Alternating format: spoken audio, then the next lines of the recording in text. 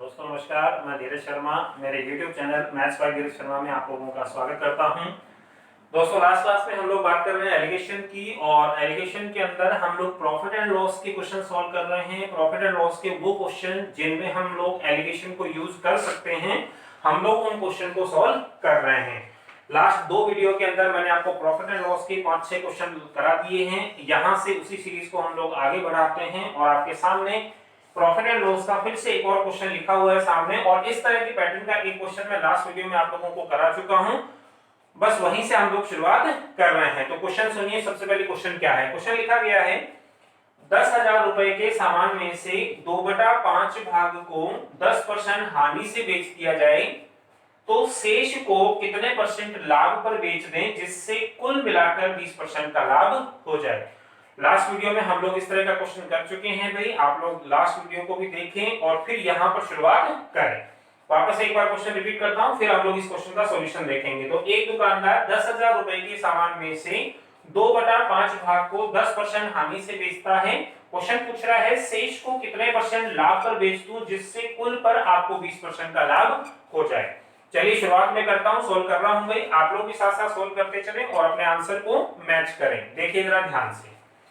देखिए सबसे पहले हम लोगों को बोला गया 2/5, तो सबसे पहले तो इस 2/5 का मतलब समझिए। 2/5 का मतलब, देखिए 2/5 का मतलब है कुल भाग मेरे पास में 5 हैं और इन 5 में से हम लोगों ने 2 भागों को अलग कर लिया है। देखिए मैंने आप लोगों से बोला कि हमारे पास इस क्वेश्चन में टोटल भाग कितने हैं, आप बोलेंगे सर 5 हैं, इनमें से हम लोगों ने 2 भागों को अलग कर लिया।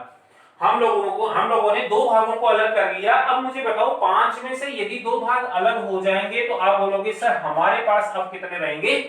3 भाग रहेंगे। तो आप बताओ मेरे पास में टोटल 5 भाग थे, हमने 2 भागों को अलग कर लिया, तो मेरे पास में बचे हुए भाग कितने होंगे? 3। तो अब आप मुझे बताओ इन 5 भागों को हम लोग बांट चुके हैं 2 और 3 के अनुपात में, तो हमें अनुपात मिल चुका है और क्वेश्चन हमें ये कह रहा है कि इन 2 भागों को आपने हानि से बेच दिया है। तो आप मुझे बताओ इन 2 भागों के नीचे उसने बोला 10% की हानि, तो क्या हम लोग यहां पर माइनस का 10 लिख सकते हैं क्या? लास्ट वीडियो में ये चीजें मैं आप लोगों को बता चुका हूं कि ये -10 में क्यों लिख रहा हूं, आप लोग लास्ट वीडियो को जरूर देखें। देखिए मैंने आप लोगों से बोल दिया कि 2 भागों को आपने 10% की हानि से बेच दिया, तो हमने यहां पर लिख दिया -10। क्वेश्चन सुनिए, ये कह रहा है शेष सामान को, मुझे बताओ शेष सामान कितने रुपए का है? आप बोलोगे सर 3 भागों वाला है, ठीक है।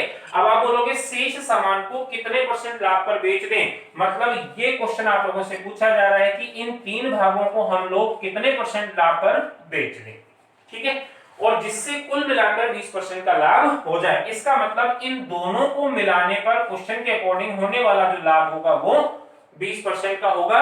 मैंने 20% को प्लस में लिख दिया है, क्यों? क्योंकि हम ये जानते हैं कि प्रॉफिट को हमेशा प्लस में और लॉस को हमेशा माइनस में हम लोग डिनोट करते हैं। अब सुनिए, मेरे पास में तीनों वैल्यू आ चुकी हैं। अब मैं कह रहा हूं मिश्रण के नियम से आप इन दोनों का डिफरेंस निकालिए। तो आप बोलोगे सर 20 और -10 का जो डिफरेंस आएगा वो 30 आएगा। जो लोग इस वीडियो को पहली बार देख रहे हैं मैं उनसे बोलूंगा भी लास्ट वीडियो को आप लोग देख के आए, जहां पर मैंने एक चीज क्लियर की है कि 20 और -10 का अंतर 30 क्यों लिखा गया है। प्लस और माइनस की संख्याओं के अंतर में संख्याओं को हम जोड़ देते हैं, ध्यान रखें। तो 20 और -10 का अंतर आ गया 30। आप बोलोगे सर यहां का अंतर तो आ गया लेकिन हमारे पास में यहां का अंतर नहीं आया, क्यों? क्योंकि अभी मेरे पास में यहां वैल्यू नहीं है। अब आप काम की चीज सुनिए, लास्ट क्लास में मैं बहुत बार रिपीट आप लोगों को कर चुका हूं क्या, कि मिलाए गए दोनों वेरिएबल की मात्राओं का अनुपात और उनके मिश्रण का अनुपात हमेशा क्या रहेगा? समान रहेगा। मैं वापस बोलता हूं, मिलाए गए दोनों वेरिएबल की मात्राओं का अनुपात और उनके मिश्रण का अनुपात हमेशा समान रहेगा। आसान भाषा में यदि मैं बात करूं तो आप बोलोगे सर मिलाए गए मात्राओं का अनुपात और ये जो नीचे अनुपात आ रहा है ये सेम होना चाहिए। ये अनुपात और ये अनुपात दोनों सेम होने चाहिए। तो आप ये कह सकते हैं कि यदि सब दोनों अनुपात समान हैं तो हम ये कह सकते हैं कि 3 भागों का मान क्या होगा? 30 होगा। आप मुझे बताओ यदि 3 भागों का मान मुझे 30 मिल गया तो आप बोलोगे सर यदि हम 30 में 3 को डिवाइड करते हैं तो हमें एक भाग का मान मिल जाएगा कितना? 10। देखिए 3 भागों का मान हमें 30 मिल गया, तो 30 में 3 को डिवाइड कर देंगे तो एक भाग का मान कितना आ जाएगा? 10। एक भाग का मान यदि 10 आ गया, लेकिन हमें क्वेश्चन के हिसाब से चाहिए दो भागों का मान, तो आप बोलोगे सर यदि एक भाग का मान 10 आ गया और हमें दो भागों का मान चाहिए तो हम 2 को इसमें मल्टीप्लाई कर देंगे और ये वैल्यू आ जाएगा 20। क्लियर है यहां तक का काम। अब सुनिए, मेरे पास में 3 भागों का मान 30 था, हमने एक भाग का मान निकाला 10, फिर हमें 2 भागों का मान चाहिए था तो हमने 2 से मल्टीप्लाई किया और 2 भागों का मान निकाला हम लोगों ने 20। हम लोगों ने लास्ट वीडियो में मैंने आप लोगों को ये बताया था कि आपको कुछ नहीं करना, सिर्फ इस वैल्यू को उठा करके जो बीच में ये औसत वैल्यू लिखा हुआ है इसमें क्या करना होगा, प्लस करना होगा। तो यदि मैं इन दोनों को प्लस कर देता हूं तो आप बोलोगे सर 20 और 20 मिलके कितना हो जाएगा, 40%। तो क्या हम लोग ये कह सकते हैं कि जो शेष सामान था, जो बचा हुआ सामान था, उसको मुझे कितने परसेंट लाभ पर बेचना पड़ेगा? आपका आंसर होगा सर 40% लाभ पर बेचना पड़ेगा। तो हम लोग ये कह सकते हैं कि इस क्वेश्चन का जो आंसर हमारा फाइनल होगा वो 40% हो जाएगा। उम्मीद करता हूं आप लोग इस चीज को समझ पा रहे होंगे। भाई थोड़ा बहुत भी दिमाग में कुछ कंफ्यूजन हो तो वापस से वीडियो को रिपीट करके एक बार आप देख लें, जरूरत आप लोगों को नहीं पड़ेगी क्योंकि मैं इतनी बार हर चीज को रिपीट करता हूं कि आप लोगों को सब चीजें ध्यान में रहनी चाहिए। जल्दी से आप इसको नोट करो, फिर हम लोग एक क्वेश्चन और लेते हैं।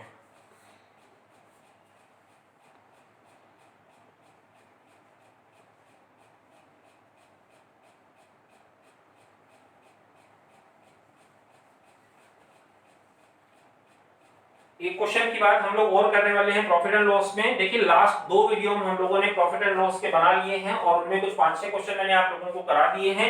एक क्वेश्चन आप लोगों के सामने ये लिखा हुआ है, एक लास्ट क्वेश्चन मैं आप लोगों को प्रॉफिट एंड लॉस का और करवा रहा हूं जिसमें हम लोग एलिगेशन को यूज कर सकते हैं। चलिए शुरुआत हम लोग करते हैं अगला क्वेश्चन प्रॉफिट एंड लॉस का। अब हम लोग बात करेंगे भाई प्रॉफिट एंड लॉस के आखिरी क्वेश्चन की, जहां पर हम लोग एलिगेशन को यूज कर सकते हैं। उसके बाद हम लोग टॉपिक आगे बढ़ा देंगे, चेंज कर देंगे। कैसा है क्वेश्चन सुनिए।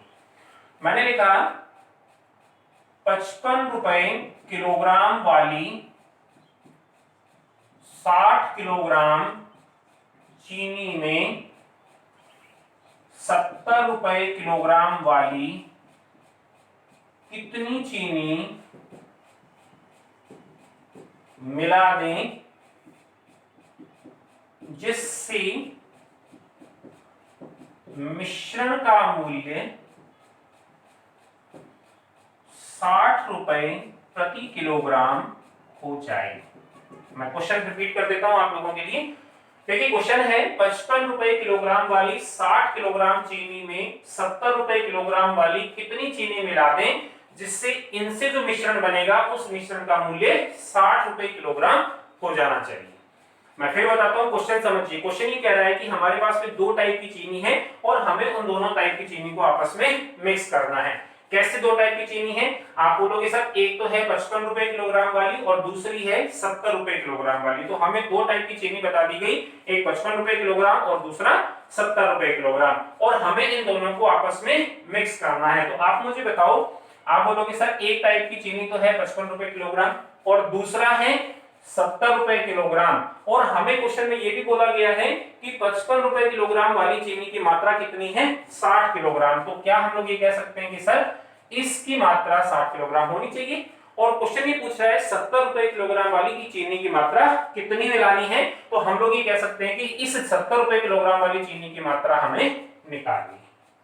समझ पा रहे हैं क्वेश्चन को? हम बता रहे हैं भाई क्वेश्चन बोल रहा है 55 रुपए किलोग्राम वाली की मात्रा हमें 60 किलोग्राम दे रखी है, लेकिन 70 रुपए किलोग्राम वाली चीनी की मात्रा हमें कैलकुलेट करनी है। अब ये कह रहा है कि यदि मैं इन दोनों को आपस में मिला दूं, किनको?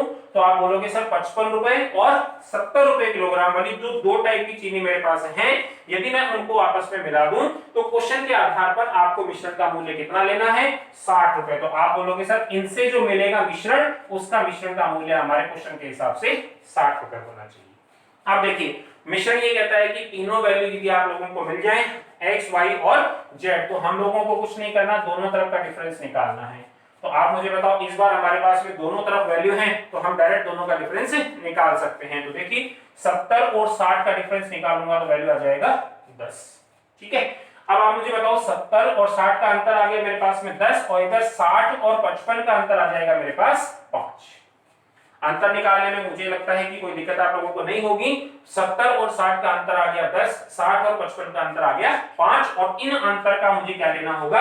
आप बोलोगे सर हर बार हम रेशियो का काम कर रहे हैं तो इनमें भी हमें अनुपात ही लेना होगा, और यदि हम लोग इनका अनुपात ले लें तो ये अनुपात आ जाएगा भाई 2:1।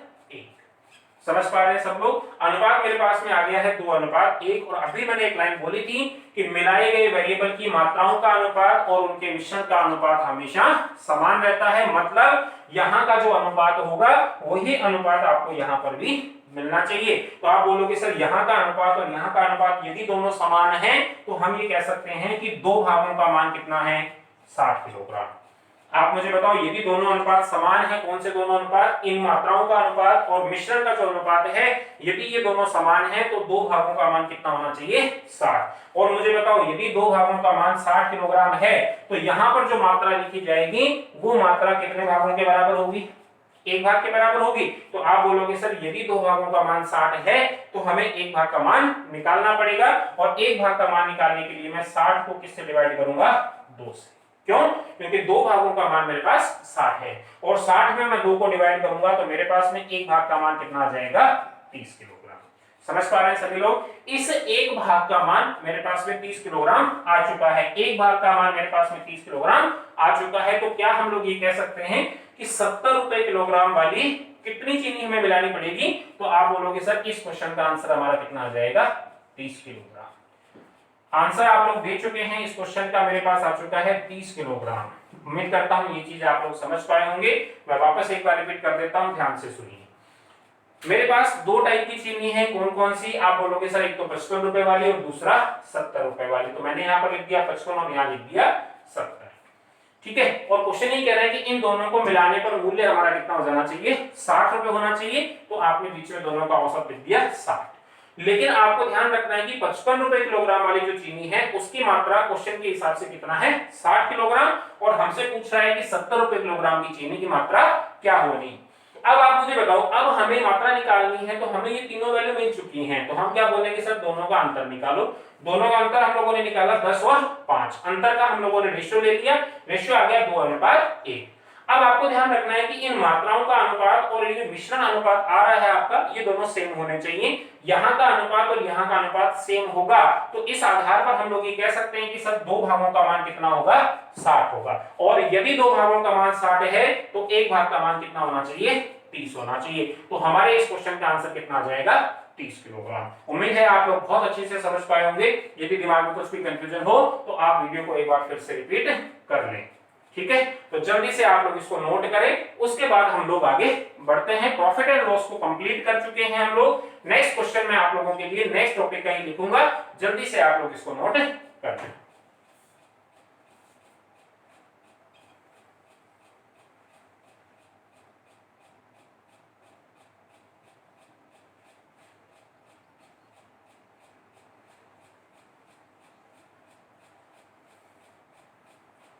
प्रॉफिट एंड लॉस के कुछ 5 क्वेश्चन मैं आपको लास्ट 2 वीडियो में करा चुका हूं, 5 या 6 क्वेश्चन, और आज की क्लास में हमने 2 टाइप के क्वेश्चन और देखे हैं। तो करीब 7 से 8 टाइप के क्वेश्चन जो हैं प्रॉफिट एंड लॉस में बनते हैं, जिनको हम लोग एलिगेशन से सॉल्व कर सकते हैं। सभी मैंने आप लोगों के सामने रख दिए हैं। उम्मीद करता हूं सभी चीजें आप लोगों के समझ में आ चुकी होंगी। चलिए शुरुआत हम करते हैं। अब प्रॉफिट एंड लॉस को कंप्लीट करने के बाद हम नेक्स्ट टॉपिक देखेंगे एवरेज, और उस एवरेज में एलिगेशन से संबंधित कौन से सवाल होंगे उन लोगों को हम यहां डिस्कस करने वाले हैं। चलिए शुरुआत हम लोग करते हैं। इनको मैं हटा देता हूं।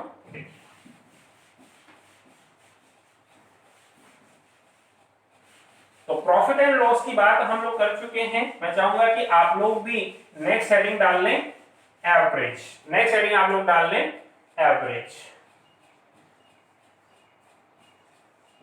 और एवरेज के अंदर भी मैं आप लोगों को बता दूं, एवरेज या औसत, औसत के अंदर केवल हम लोग उन्हीं क्वेश्चन को यहां देखने वाले हैं जिन क्वेश्चन से आप एलिगेशन को यूज कर सकते हैं। तो चलिए शुरुआत करते हैं बिना समय गवाए। हम लोग शुरुआत करें एवरेज में किस तरह के क्वेश्चन होंगे। देखिए परसेंटेज के क्वेश्चन मैं आपको करा चुका हूं, प्रॉफिट एंड लॉस के क्वेश्चन आपको करा चुका हूं, लेकिन वही क्वेश्चन हम लोगों ने सॉल्व किए हैं जिनको हम एलिगेशन से सॉल्व करते हैं। उसके बाद थर्ड सीरीज में कौन सा क्वेश्चन टॉपिक आ गया? एवरेज का टॉपिक आ चुका है। एवरेज में कौन कौन से क्वेश्चन आप लोगों को मैं बताने वाला हूं जिन्हें आप एलिगेशन से सॉल्व कर सकते हैं। तो चलिए शुरुआत हम लोग करते हैं। आइए, एक क्वेश्चन मैं आप लोगों के सामने लिख रहा हूं, उसके बाद हम लोग आगे बढ़ेंगे। क्वेश्चन है, एक क्लास के 120 बच्चों के औसत अंक 42 हैं। इनमें से पास होने वालों का औसत 45 है और शेष फेल होने वालों का औसत 39 है। तो पास और फेल होने वालों की संख्या क्या होगी? ये क्वेश्चन आपके सामने मैंने लिख दिया है। क्वेश्चन एक बार रिपीट कर देता हूं। लिखा हुआ है, एक क्लास के 120 बच्चों के औसत अंक 42 हैं। एक क्लास में टोटल बच्चों की संख्या 120 है और उनके जो औसत अंक हैं वो कितने हैं? 42 हैं। आप सुनिए, मैंने बोला टोटल 120 बच्चे हैं, औसत है 42, लेकिन इन 120 बच्चों में से कुछ लोग पास हो चुके हैं और कुछ लोग फेल हो चुके हैं। मुझे आप ये बताओ, जो लोग पास हो चुके हैं, क्या उन पास का एवरेज हम लोगों को दिया हुआ है 45 या 45? जो पास हो चुके हैं उनका औसत है 45 और जो फेल हुए हैं उनका औसत है 39 या 39। तो हमें क्वेश्चन ये पूछ रहा है कि बताइए पास कितने लोग हुए हैं और फेल कितने लोग हुए हैं। वापस से एक बार क्वेश्चन बोलता हूं, एक क्लास के 120 बच्चों के औसत अंक 42 हैं। इनमें से पास होने वालों का एवरेज 45 है और शेष फेल होने वालों का औसत 39 या 39 है। तो आपको बताना है कि पास और फेल होने वालों की संख्या क्या होगी। 2 या 3 सेकंड के अंदर आप इस क्वेश्चन को सॉल्व कर पाएंगे। मैं चाहूंगा कि आप लोग पहले ट्राई करके देखें, आएगा तो बहुत अच्छी बात है, नहीं आएगा तो मैं बता दूंगा। जल्दी से आप ट्राई करें।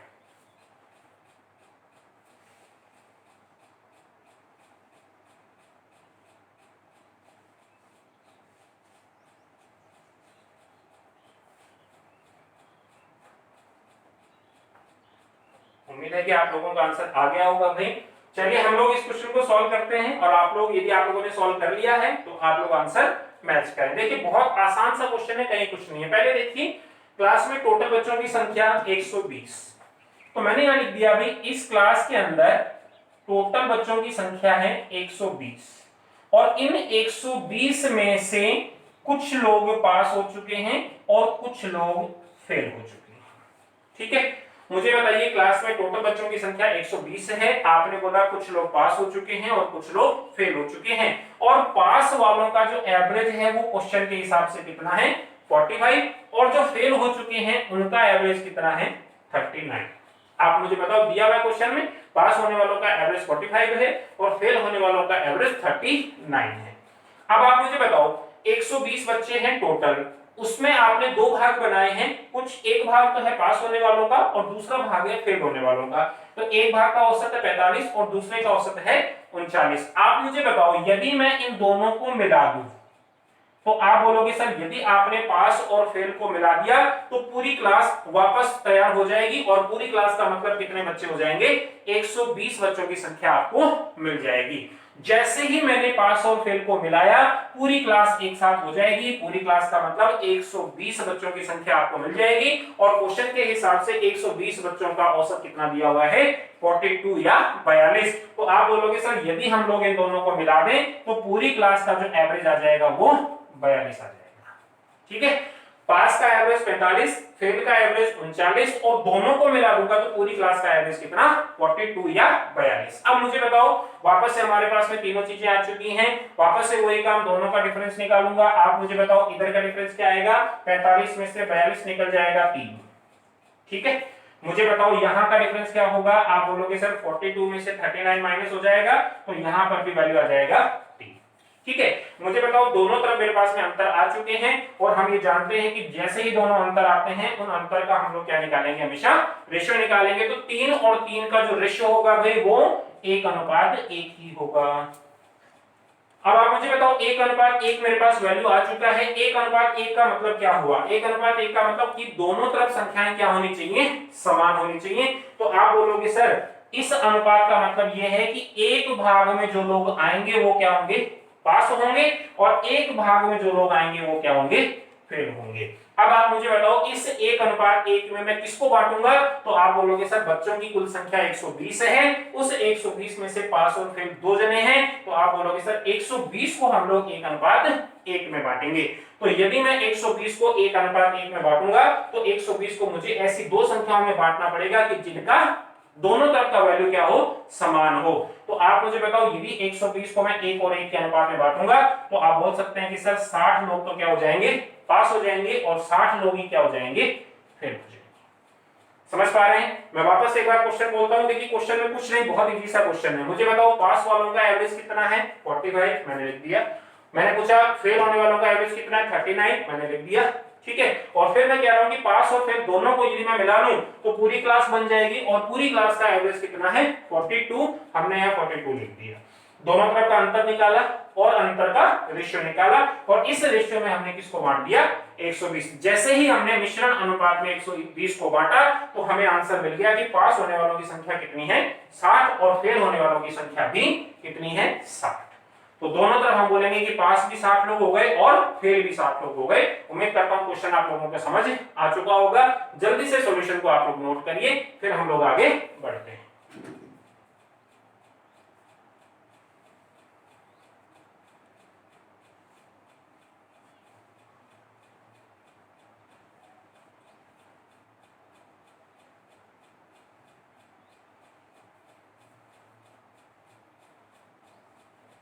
एवरेज की स्टार्टिंग हम लोग कर चुके हैं भाई, और एवरेज के अंदर मैंने फर्स्ट क्वेश्चन आप लोगों के सामने लिख दिया है। बड़ा इंपॉर्टेंट क्वेश्चन है, कई बार ये चीज एग्जाम में पूछी जाती है, तो आप लोग सभी क्वेश्चन को बड़ा ध्यान से सुना करो भाई। कोई भी क्वेश्चन आप लोगों का ऐसा नहीं है जो इंपॉर्टेंट नहीं है।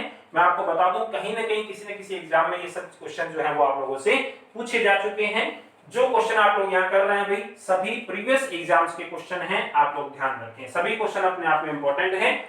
चलिए शुरुआत करूं अगले क्वेश्चन की। तो अगला क्वेश्चन मैं आप लोगों के सामने लिख रहा हूं, आप लोग जल्दी से उसको सॉल्व करके देखें।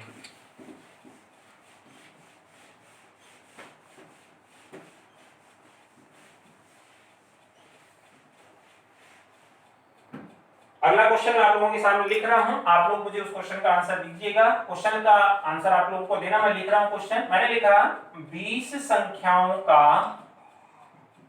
औसत 30 है और 30 संख्याओं का औसत 20 है, तो सभी संख्याओं का औसत क्या होगा?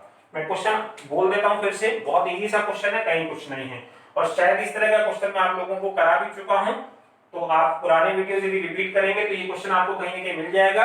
यहाँ एवरेज अपन लोग पढ़ रहे हैं, इसीलिए इस क्वेश्चन को मुझे थोड़ा सा रिपीट आपको करना होगा। मैं वापस बोल रहा हूँ, 20 संख्याओं का औसत 30 है और 30 संख्याओं का औसत 20 है, तो सभी संख्याओं का औसत क्या होगा?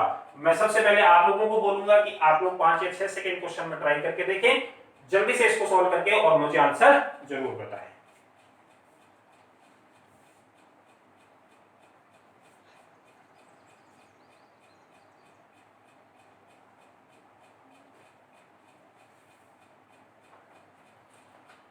आंसर आप लोगों का आ चुका होगा भाई। चलिए हम लोग करते हैं इस क्वेश्चन को, बहुत इजी सा क्वेश्चन है, कहीं कुछ नहीं है। अब आप मुझे बताओ इस क्वेश्चन में भी क्या हम लोग दो तरह की संख्याओं को मिला रहे हैं? आप बोलोगे सर दो तरह की संख्याओं को मिला रहे हैं कैसे? एक संख्याओं का ग्रुप तो है 20 संख्याओं का और दूसरा ग्रुप है 30 संख्याओं का। तो आप बोलोगे सर एक ग्रुप तो है 20 संख्याओं का और एक संख्याओं का ग्रुप है 30 का। ठीक है, 20 संख्याएं अलग हैं, 30 अलग हैं, उनको हम लोग मिला रहे हैं। तो आप बोलोगे सर एक ग्रुप है 20 संख्याओं का और दूसरा ग्रुप है 30 संख्याओं का, इनको हम लोग मिलाने वाले हैं। अब सुनिए, क्वेश्चन ये बोल रहा है कि इन 20 संख्याओं का जो एवरेज है वो कितना है? 30 है। यहां पर मैंने लिख दिया एवरेज 30। ठीक है, और मैं ये कह रहा हूं अगली 30 संख्याओं का एवरेज 20 है, तो हमें ये बता दिया है कि इन 30 संख्याओं का एवरेज 20 है। क्वेश्चन समझ पा रहे हैं? इन 20 संख्याओं का एवरेज 30 है और इन 30 संख्याओं का एवरेज 20 है। अब क्वेश्चन ये कह रहा है कि इन सभी संख्याओं का अनुपात क्या होगा। इसका मतलब इन सभी संख्याओं का अनुपात नहीं, औसत क्या होगा। तो अब मुझे इन दोनों तरह की संख्याओं को यदि मैं मिला दूं तो आपको पूछा जाएगा कि सर यहां पर कौन सा वैल्यू आएगा। ये चीज अभी पूछी जा रही है। क्यों? क्योंकि आपसे पूछ रहा है सभी संख्याओं का औसत, और सभी संख्याएं कब बनेंगी, जब मैं इन दोनों को आपस में क्या करूंगा, मिलाऊंगा। इन दोनों को मिलाने का मतलब 20 और 30 50 संख्याओं को यदि मैं मिला दूं तो संख्याओं का औसत क्या होगा। ये क्वेश्चन आप लोगों से पूछा जा रहा है। देखिए 20 संख्याओं का औसत 30 और 30 संख्याओं का औसत 20, इनको मिला दूं तो औसत कितना होगा, हमें ये वाला वैल्यू निकालना है। तो आप मुझे बताओ, बीच वाला वैल्यू जब भी हमें निकालना होता है तो ये दोनों वैल्यू हमारे लिए बहुत यूजफुल होते हैं। कैसे? देखिए मैं आपको बता दूं कि यहां जो अनुपात होगा वही अनुपात आपको यहां भी मिलेगा। अभी हम लोगों ने बात की है कि यहां का अनुपात और यहां का अनुपात हमेशा क्या होगा, समान होगा। अब आप मुझे बताओ यहां का अनुपात क्या होगा, तो आप बोलोगे सर 0 से 0 कैंसिल हो जाएगा और इनका जो अनुपात आ जाएगा वो 2:3 आ जाएगा।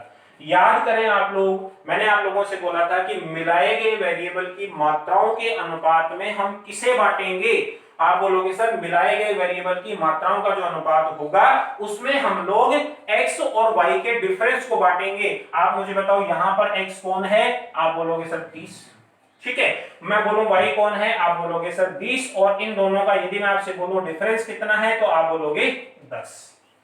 क्या हम लोगों को यह बात पता चल चुकी है कि हम लोगों को 2:3 में किसको बांटना होगा, 10 को बांटना होगा। तो आप मुझे बताओ यदि मैं बोलूं कि 10 को मुझे 2:3 में बांटना है तो 10 कितने भागों के बराबर होगा, तो आप बोलोगे सर 2 और 3 मिलकर के 5 भागों के बराबर होगा। तो 5 भागों का मान यदि 10 है तो एक भाग का मान कितना हो जाएगा, 2। यदि 5 भागों का मान 10 है तो हमें एक भाग का मान कितना मिल जाएगा, 2 मिल जाएगा। और यदि हमें एक भाग का मान 2 मिल गया तो हम ये कह सकते हैं कि सर इन 2 भागों का मान यहां पर कितना आना चाहिए, 4 आना चाहिए। और यहां इन 3 भागों का मान कितना आना चाहिए, आप बोलोगे सर 6 आना चाहिए। याद करिए आप लोग एलिगेशन का थर्ड कॉन्सेप्ट मैंने आप लोगों को बताया था कि इस अनुपात में इनके अंतर को हम लोग बांटते हैं और सामने हम लोगों को वैल्यू मिल जाता है। और एक और चीज मैंने आपको यहां बताई थी, याद करें आप लोग कि इस वैल्यू को इन दोनों में से जो छोटा होगा उसके सामने वाली वैल्यू हमेशा जुड़ करके आती है और बड़ी वाली वैल्यू को हमेशा हम माइनस करते हैं। तो आप मुझे बताओ इन दोनों में से छोटी वैल्यू मेरे पास में 20 होगा, तो आप बोलोगे सर 20 में 4 को यदि हम लोग जोड़ दें तो हमें हमारे इस क्वेश्चन का आंसर कितना मिल जाएगा, 24 मिल जाएगा। ठीक है। और यदि हम बड़ी संख्या की तरफ जाना चाहें तो आप बोलोगे सर बड़ी संख्या में से सामने वाली संख्या को मुझे माइनस करना होगा।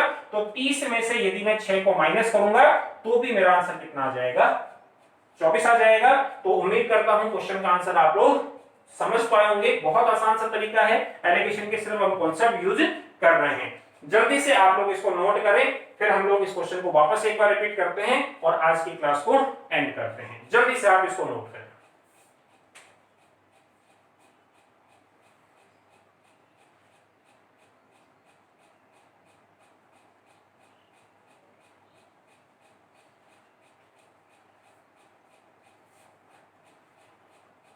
बहुत इजी सा क्वेश्चन आप लोगों के सामने रखा गया था भाई। क्वेश्चन एक बार फिर से आप लोग देख लें। मैंने बोला 20 संख्याओं का एवरेज 30, 30 संख्याओं का एवरेज 20, सभी संख्याओं का एवरेज कितना। तो आप मुझे बताओ 20 संख्याओं का एवरेज 30 और 30 संख्याओं का एवरेज 20, और आपको बोला गया इनको मिला दे तो नया औसत कितना होगा। ये क्वेश्चन आप लोगों से पूछा गया था। तो मुझे आप ये बताइए कि यहाँ पर हम 20 संख्याएं ले रहे हैं, यहाँ 30 संख्याएं ले रहे हैं। तो आप लोग याद करें एलिगेशन का थर्ड कॉन्सेप्ट आपने बोला था कि 20 और 30 मतलब मिलाए गए वेरिएबल की मात्राओं का अनुपात। तो यहाँ मात्राओं का अनुपात हमें 20 और 30 का अनुपात कितना मिल जाएगा, 2:3। तो आप मुझे बताओ इस अनुपात में हम लोग किसको बांटेंगे। आपका जवाब होगा कि सर इन दोनों के अंतर को हम लोग बांट देंगे, क्योंकि ऐसा हम लोग एलिगेशन के थर्ड कॉन्सेप्ट में पढ़ चुके हैं कि इस अनुपात में इन दोनों के अंतर को हम लोग यदि बांटते हैं तो हमें यहाँ की दोनों वैल्यूज मिल जाएंगी। कैसे, आप लोग ध्यान दें। 2:3 में मैं 10 को बांटूंगा, आप बोलोगे सर यदि मैं 10 को 2:3 में बांटूंगा तो 10 कितने भागों के बराबर होगा, 5 भागों के बराबर। 5 भागों का मान यदि 10 है तो एक भाग का मान कितना होगा, आप बोलोगे सर 2 होगा। यदि एक भाग का मान है तो 2 भागों का मान 4 और 3 भागों का मान 6। उसके बाद आप लोग ये ध्यान रखें, मैंने आपसे बोला था इन दोनों में से जो छोटी वैल्यू होगी उसके अपोजिट वाली वैल्यू उसमें जुड़ जाएगी और बड़ी वाली वैल्यू में से सामने वाला वैल्यू हमेशा माइनस होगा। यदि हम लोग ऐसा करते हैं तो 20 और 4 जुड़ करके आंसर कितना होगा 24, या 30 में से 6 माइनस करूंगा तो भी मेरा आंसर कितना होगा 24। समझ पा रहे होंगे आप सभी लोग इस क्वेश्चन को। तो एवरेज की क्वेश्चन हम लोग स्टार्ट कर चुके हैं भाई, और 2 क्वेश्चन मैं आप लोगों के सामने रख चुका हूं। अगले वीडियो में हम लोग एवरेज के टॉपिक को कंटिन्यू करेंगे और करीब 3 से 4 टाइप की क्वेश्चन और आप लोगों को मैं कराने वाला हूं। तो दोस्तों आज के लिए इतना ही। उम्मीद करता हूं सब चीजें आप लोगों को अच्छे से समझ आ रही होंगी, और जाते जाते एक बार फिर से बोलूंगा कि यदि आपको वीडियो पसंद आ रहे हैं तो आप लाइक करें और ज्यादा से ज्यादा शेयर करें और चैनल को सब्सक्राइब करना ना भूलें। तो दोस्तों आज के लिए इतना ही। नेक्स्ट क्लास में आप लोगों से मिलता हूं, तब तक के लिए थैंक यू सो मच।